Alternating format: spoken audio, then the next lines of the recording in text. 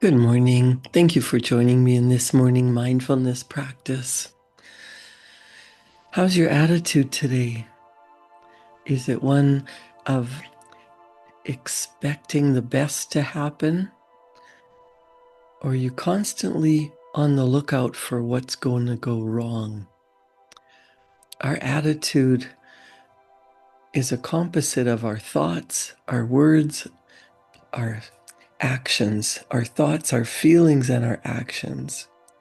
The things we say, the things we think, the things we do, and how we're feeling all contribute to what keeps showing up in our world. And we talk to so many people who have the attitude that this is reality. And would you look at how bad things are going? But I want you to consider that how things are, the current reality is based on how you've been thinking, how you've been acting, and the feelings that you've had. And it's not instantaneous, but it's a progression. So if things haven't been great and you want them to be different, instead of repeating the same patterns of talking about what's going wrong, of thinking, feeling, and acting the same ways and expecting a different result, you want to start to notice what you're thinking, what you're feeling, how you're acting, and how much of that is contributing to the continuing of the way things have been going. Now, I'm not saying that I'm not blaming you for what's going on in your life. I'm just saying that this is a vibrational universe and we attract what we're in harmony with. Our thoughts, feelings, and actions have a vibrational energy. And you might think of the brain as an electronic switching station. And the feelings that you have are going out and you're tapping invisible energy. There's like radio waves that are invisible all around you, and you can tune into what you want. You can tune into an idea of how things could be better, how things could be beautiful. You get ideas when you're in a calm, confident state of being, not looking at what's wrong, not talking about what's happening, but thinking, feeling, and acting from a state of being that you would prefer. Peace, harmony in the family, ease and flow at work, money coming to you easily, not having to struggle with every single thing.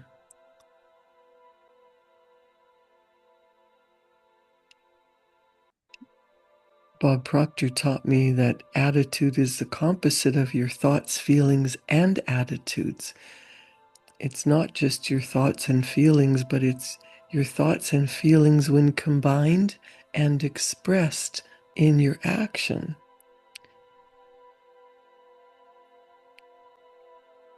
Attitude is one of the most commonly used and yet most misunderstood words in the English language.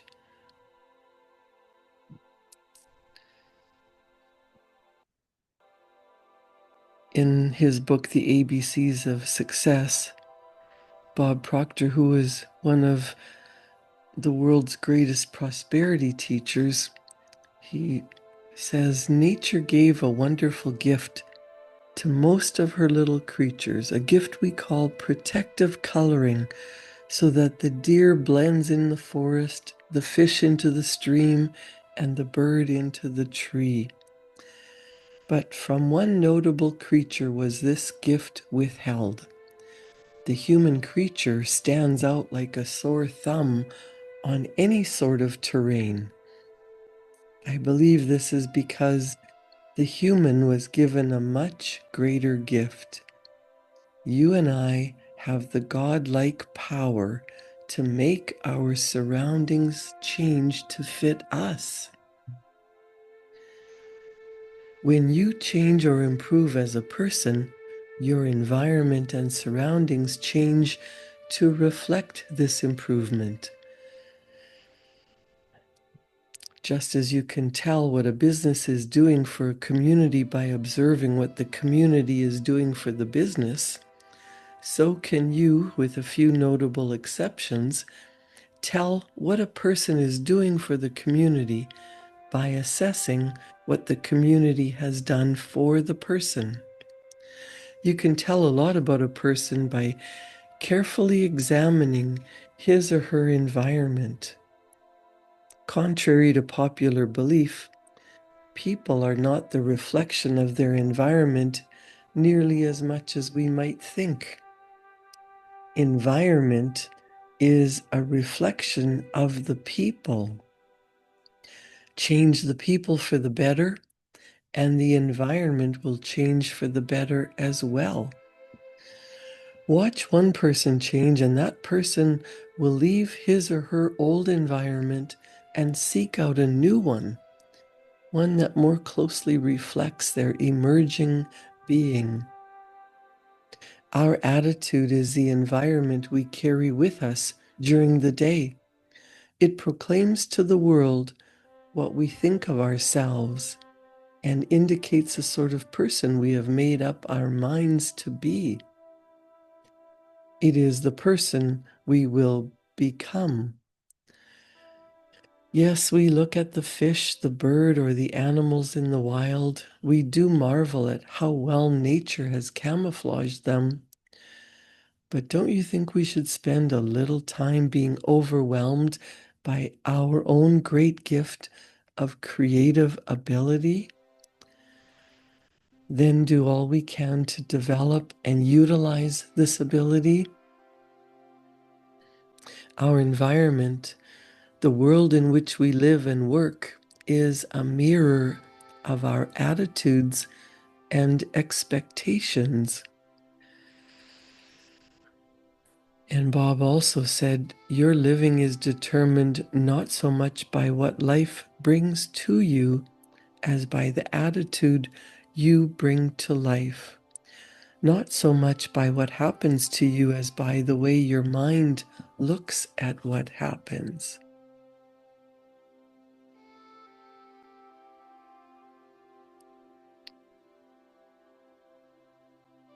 One of the most common reactions that we have in this world is to get frustrated with work or traffic or the way things are not going the way we want them to be. And often that frustration leads to aggression. Someone cuts us off in traffic and we're rushing to an appointment. We might end up blasting the horn or giving an angry shout. And Bob Proctor says, while aggression may be a direct and common reaction to frustration, the reaction itself often leads to additional sources of frustration, especially if it's another person who is the target of the aggression. The other person may hit back. Showing anger at a police officer who pulls us over for not coming to a full stop could change the officer's decision from giving us a warning to giving us a ticket with a fine. Psychologists used to think that frustration automatically leads to aggression, but further research suggested that that was not true in all people or all cultures. If aggression is a learned response, it can be unlearned and more adaptive responses substituted. Sir Alec Guinness, the great actor of stage and screen, suggested an excellent substitute. Sir Alec Guinness told a story of how his friend and fellow actor, Sir Tyrone Guthrie, had a phrase for everything that went wrong. Guinness said Guthrie used this phrase for everything from a toothache to a catastrophe, such as the loss of the company's costumes when they were on the road. It was just 3 simple words: rise above it. Rise above it. I'm sure you will agree, if we all faced our problems in that frame of mind, many of those troubles would vanish, and the frustration that often accompanies our problems would disappear. Put it to the test today with the first problem you're faced with. Maybe you want to write this down. Rise above it. Just say, rise above it. Repeat it out loud. Rise above it.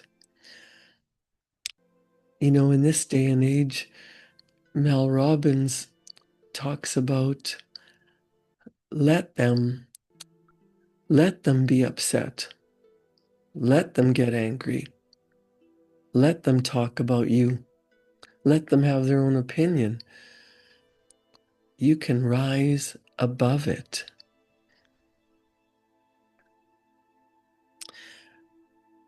What's been going on in your world that if you just decided to let other people have their own opinion and you rise above it, how would that change your energetic frequency? How would that change what's going on in your mind? How could you think differently? Now that takes rising above it. That takes starting your day in a calm, confident manner, deciding what you want instead of just jumping out of bed and going and doing what has to be done. Taking the time to pray, to meditate, to write out a gratitude list while you're in a still sleepy state that everything is fine. Write out what you really want.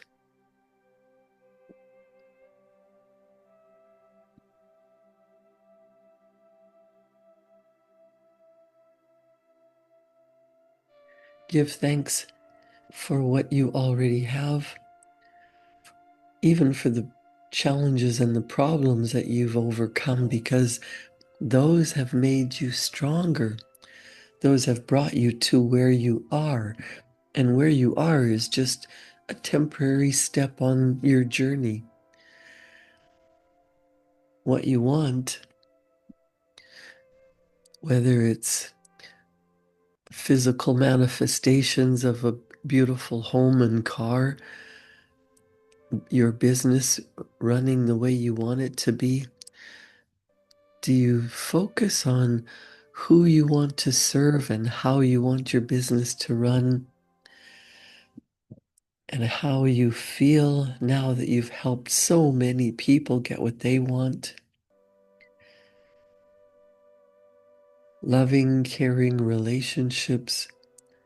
Focus on what you want. Nothing can stop the man with the right mental attitude from achieving his goal. Nothing on earth can help the man with the wrong mental attitude. So you don't have to worry about what other people are thinking or saying or doing. As you work on you, as you practice your attitude, what you're thinking, how you're feeling, what you want, and look at your actions. Are you taking action to bring into your physical reality that which you desire? Use a few minutes every morning as a mental rehearsal for what you do want. And don't give energy to what's going on outside of you. Don't give energy to what's happening that you can't control. You control your reactions. You control your central nervous system, allowing yourself to be calm, confident, in the state of well-being. And as the energy that flows to and through each one of us, this beautiful divine energy that is always flowing, its energy is undifferentiated. It flows in to each and every one of us, and we decide, is it going to be a good day? Is it going to be a bad day? Is this going to be hard? Is this going to be easy? Am I loving life or not? Your thoughts, feelings, and actions combine to create your reality. So, what would you love to create? What would you prefer? Do you think about what you really want?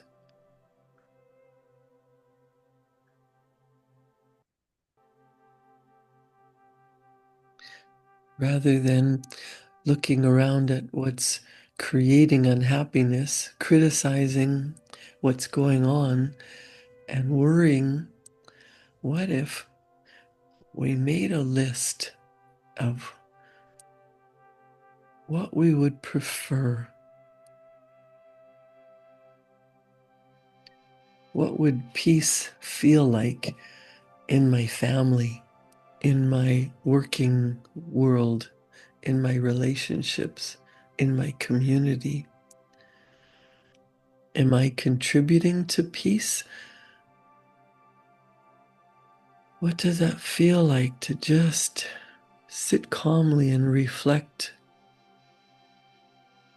taking a deep breath in and letting that go?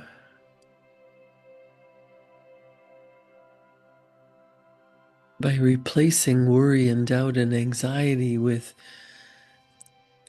practicing thinking and feeling what you would love to create and writing about it and sitting quietly, and as ideas flow in from divine intelligence,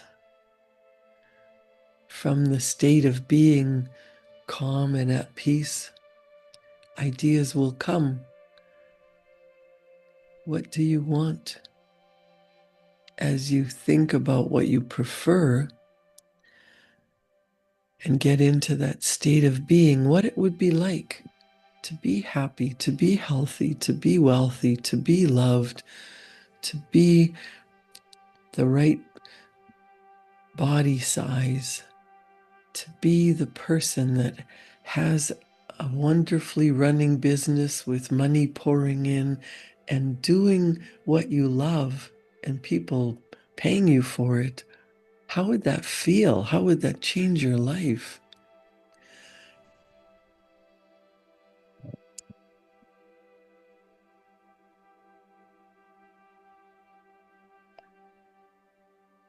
Maxwell Maltz said, "The greatest discovery of my generation is that a person can change his future by merely changing his attitude." When you get into a peaceful, easy feeling, the day flows easier. When you think about what you truly want and not think about how am I going to get there, but thinking from the place of already having it. Ah, it's done. How wonderful. If you can see that in your mind, if you can draw pictures of it, maybe you sketch or doodle or create a vision board with what you want. What do you want? Are you in alignment? Are you thinking, feeling, and acting like you would be if you were already in that place, already having that life, already achieving that goal. You not only think about it, but feel what that would be like. Why do you want it? What do you want and why do you want it?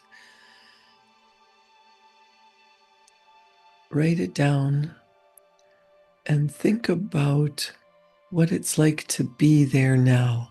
What would it be like if you were happy, healthy, calm, peaceful, wealthy? You have the time and money freedom to do what you want. Does that involve creating something for other people? Changing something in the world to make life easier?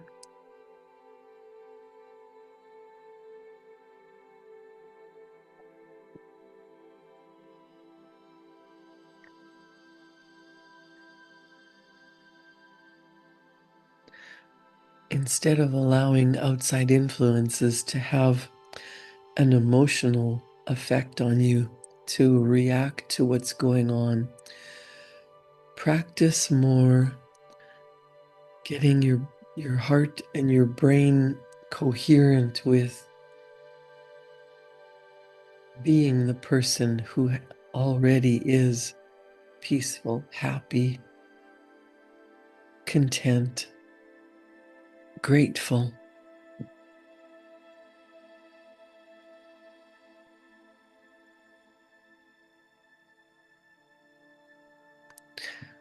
Whatever is impressed upon your subconscious mind expresses itself in your physical reality.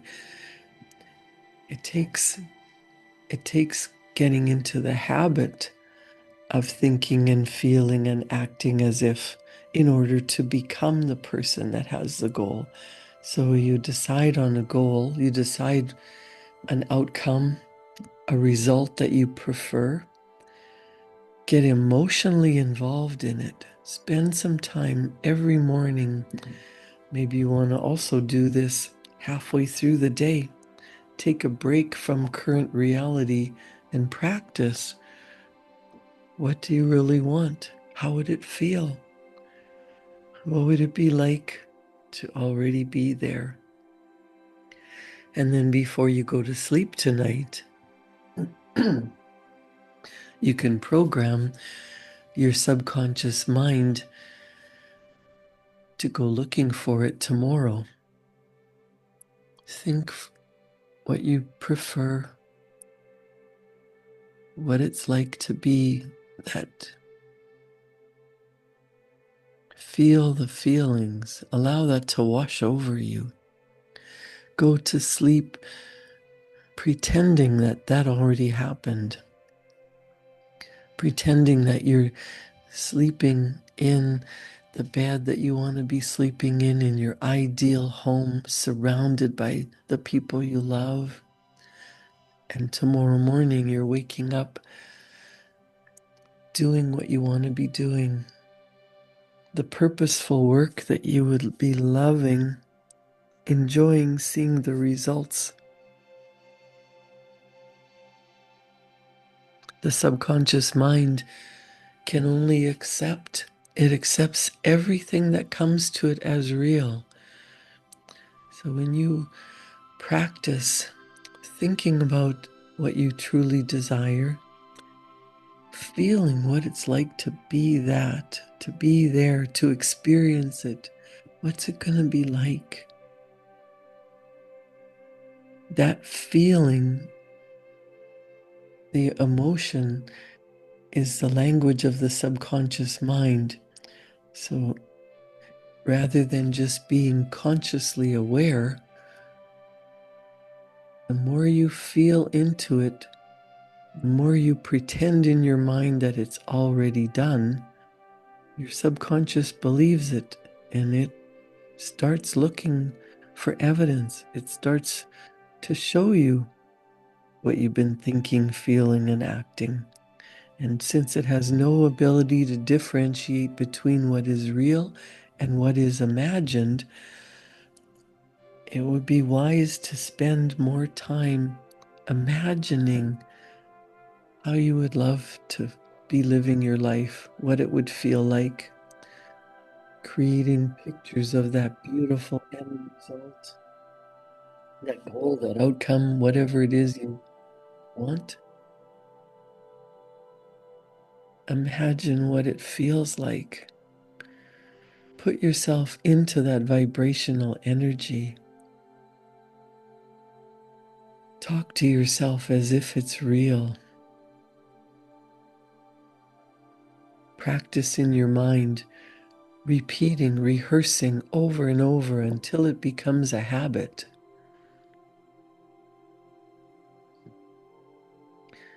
Whatever is impressed upon the subconscious mind controls the vibration of the body. Your vibration is dictated by the ideas that you impress upon your subconscious mind. When you have positive ideas and you instantly move into a positive vibration, and you do this over and over and over, you will start to see that show up in your reality because your body is simply an instrument of your mind. And your body does exactly what the mind tells it to do.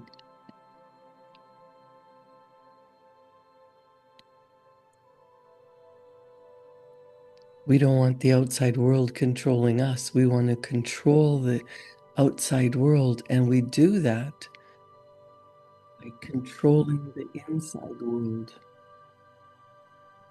learning how the mind functions, writing out what you want, getting into the emotional feeling as if it's already yours. It's already happened. Write about it as if it's a done deal. You've already created the wealth. How are you spending it? You already have that beautiful, loving relationship. How are you spending your days together? Your business is flourishing. Write how that looks. Tell me about it. Keep doing this over and over and over with the emotion of it already being yours, and your subconscious mind will make sure that all the resources, all the people, all the circumstances, everything that is required to create your beautiful goal becomes your reality. Practice visualizing it, practice talking about it, practices as if it's real until it becomes your reality. Create a wonderful day. Thank you for joining me in this morning mindfulness practice. I'll see you tomorrow at 7. Tomorrow is 11/11. That's a wonderful day for creating what you truly desire. Have a wonderful day. I'll see you back here tomorrow morning at 7. Thank you for joining me in this morning mindfulness practice.